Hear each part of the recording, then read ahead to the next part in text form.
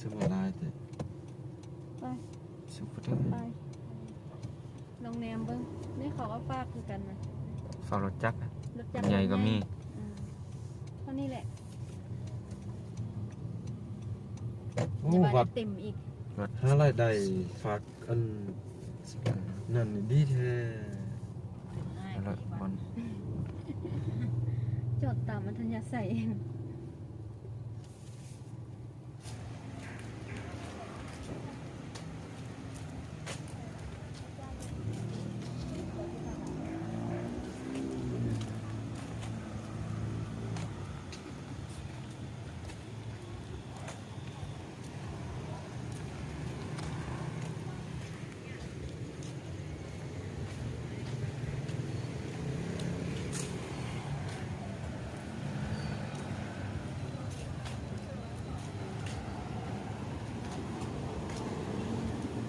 เนี่ยเดี๋ยวครับพี่อ่ะได้แล้วมันเป็นอย่างไรแล้วเท่าไรฮะ10 ฟันเอาแล้วเด้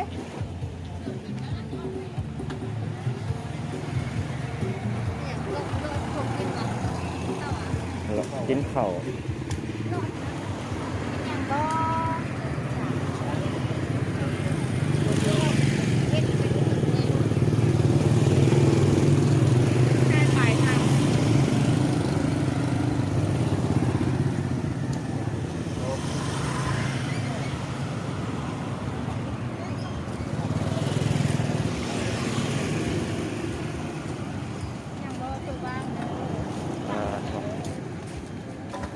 แซ่บ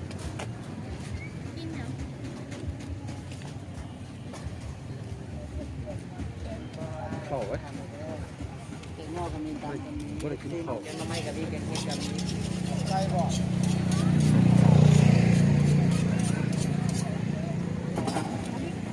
กินยัง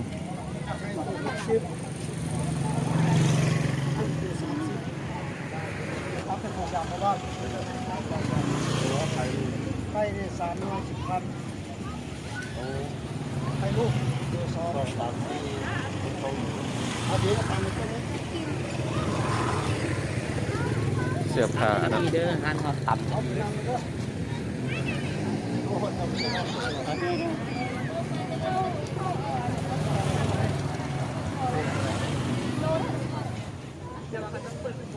เอาแซ่บบ่ แซ่บ แม่น3-4 ตีขึ้นมาล่ะ มันเข่าไก่น้ำกินปิ่งไก่อาหารต่อไปยังบ่มา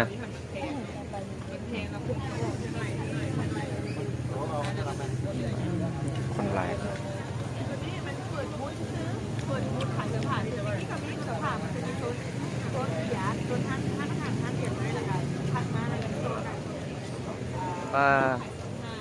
เสาร์นี้บ่ว่างแล้วเนาะเสาร์นี้ยุ่งเสืออะไรแกงหนอแกงจันแกงหนอแกงเฮ็ดอ่ะ แกงเห็ด เฮ็ดเด้อ โอ้มันแกงนม แกงเฮ็ดโอ้ไม่ควันปลาหมึก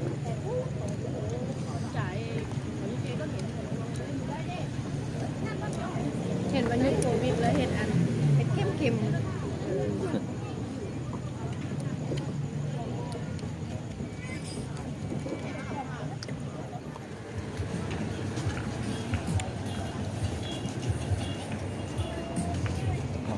ก็จอยไง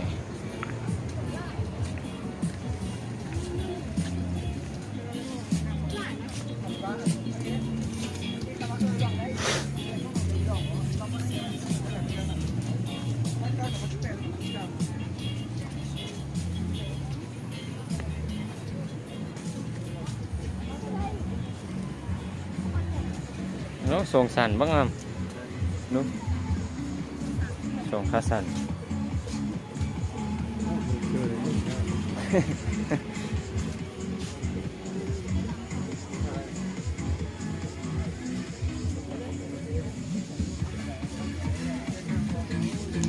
ไป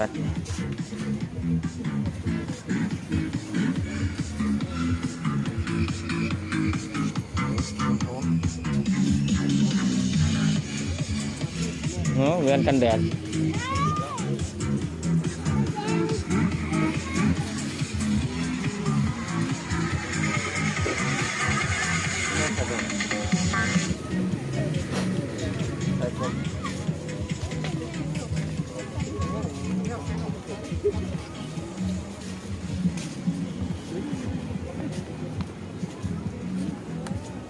พี่เชฟรถอันนั้นบอกคิดอะไรไม่รู้รถเพ่งพอพี่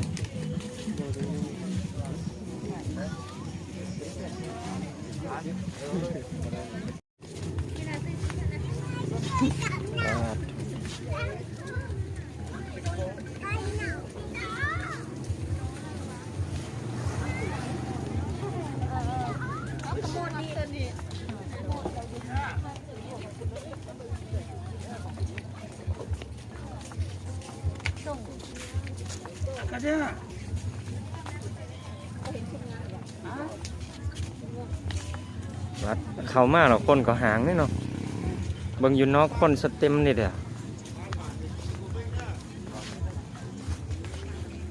ต้องถามเบิ้ง ทำยัง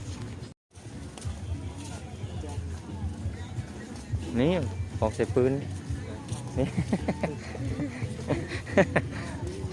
ไอ้น้องสื่อจังมันเข้ากันลำๆเนาะ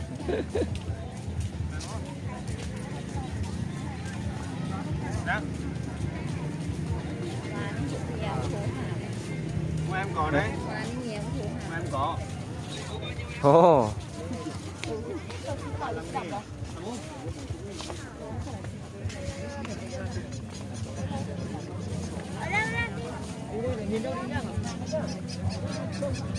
นี่เวียนกันแดดมันตา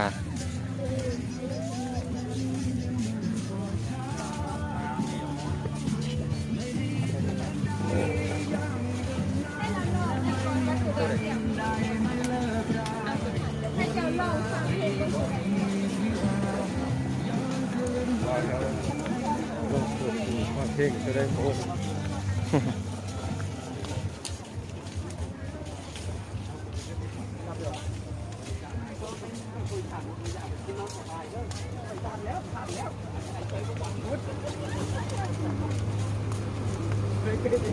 หายไปตั้งไหน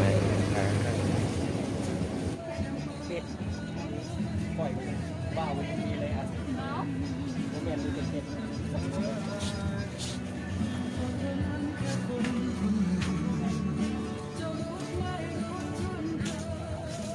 เดี๋ยวผมเร็วเลยครับทุกคน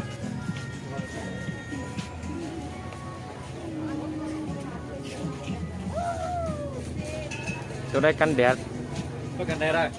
ตัวนี้กันเดี๋ยวนะ ไม่เราซื้อผ้าคนกี่ กันแสง UV ใส่ครับดู นี่ไม่กันแดดนะ เพราะเนาะ ไม่ไม่ ประมาณ ไม่มาไปก่อนผ้าซื้อผ้ามัน สิบห้าบาท50 บาทยูโรไม่10 บาทยูโรนี่50 บาทแล้วตัวนี้น้ำอะไร เกือบหนึ่งงามจน ได้เครื่องซ้ายนะ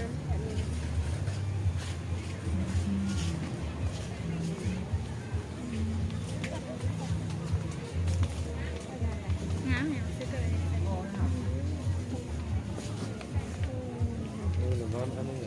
ออกคอมากับบ่มีเนาะ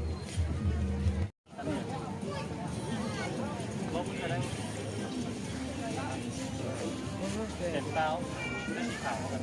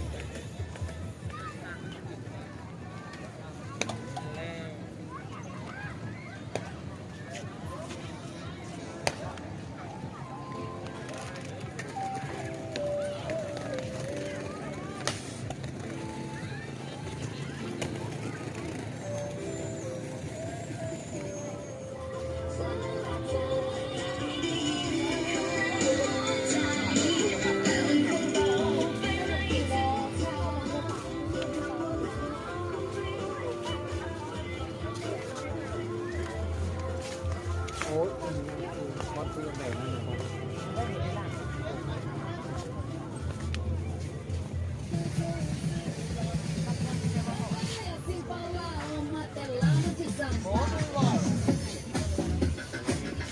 bài trái ơi màu trái như là dán bài cái bài bài bài nói mà rụt làm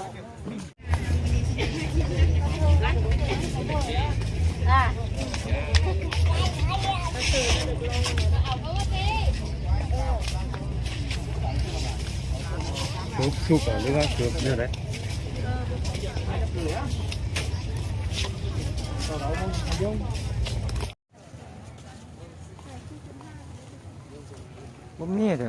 แบบประดับยนต์นี่เนาะ Ồ, tôi cũng thích nói vậy á. กับอันปืน ส่องฟักปืนน่ะบ่มีกัน ไหวบักเหรียญมันมาจีบอะไรนี่ยากกว่าตัวบ่ยากหรอกลองก่อนมันวะ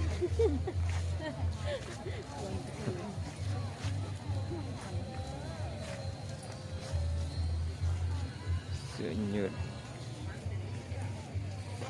35,000ที่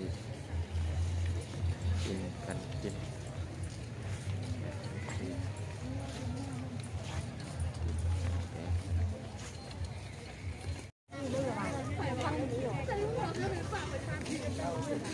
เสื้องามๆ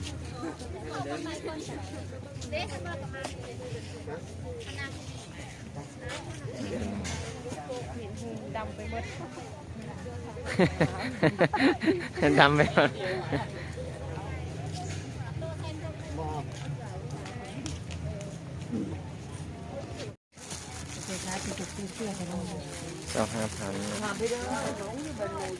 พอมาเรือไปเชียงใหม่อยู่เพื่อน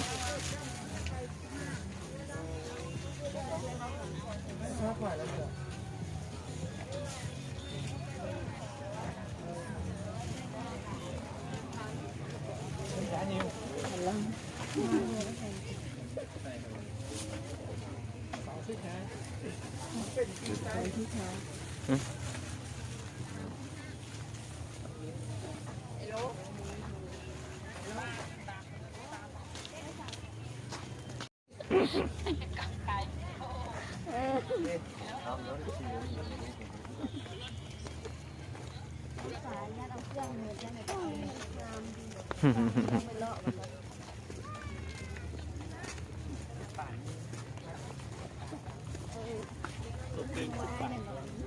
มื่อกี้นี่เขาอยากเลี้ยงนกนกอันนั้น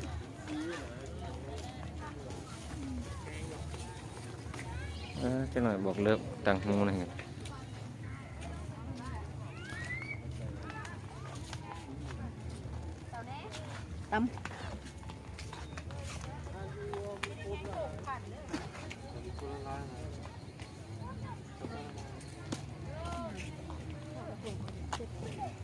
โอ้ถุงมือขี่รถ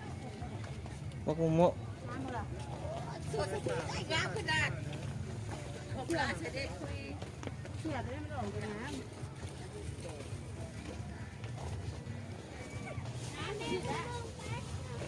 คนก็เริ่มห่างแล้ว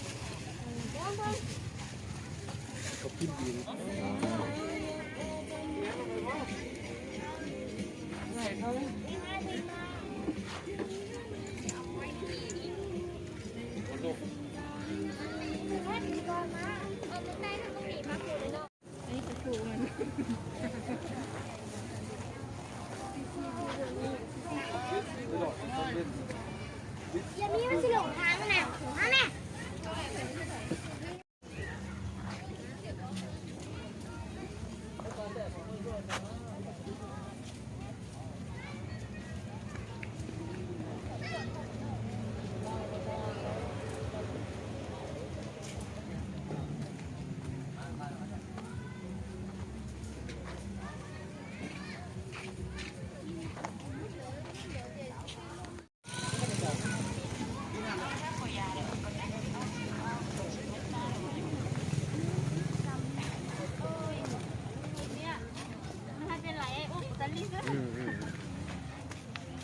งาม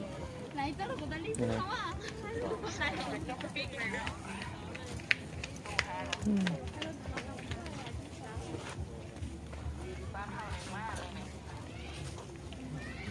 ยอดเสือ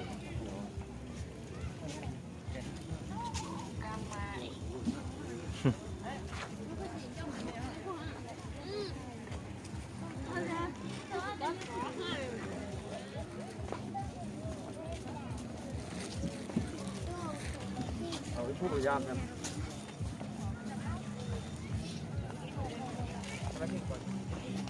เมิด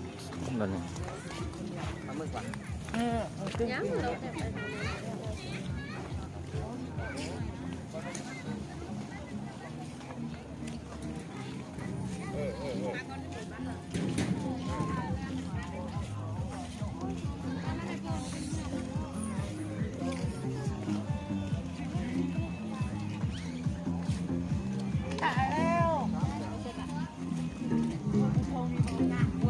เบิ่งยังเหรอ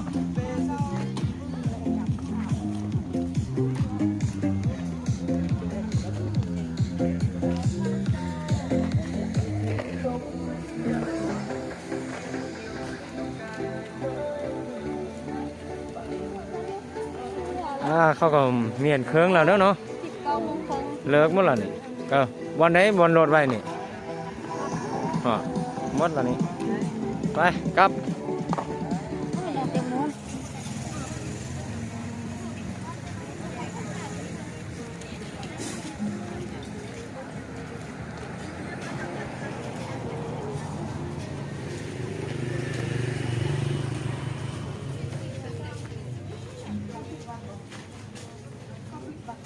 ว้าวนี่ย่างมื้อนี่ไหน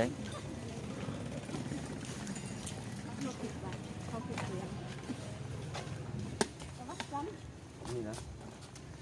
วัดจันทร์วัดดอนจันทร์อ้าวรถเฮาไผเอามาพี่ เมื่อนี่เมื่อนัก คนล่างเนี่ยมันก็งามสิที่ทำเชื่อผ่าปุ๊กปุ๊ก พวกยังซ้อมเด้อพวกจะได้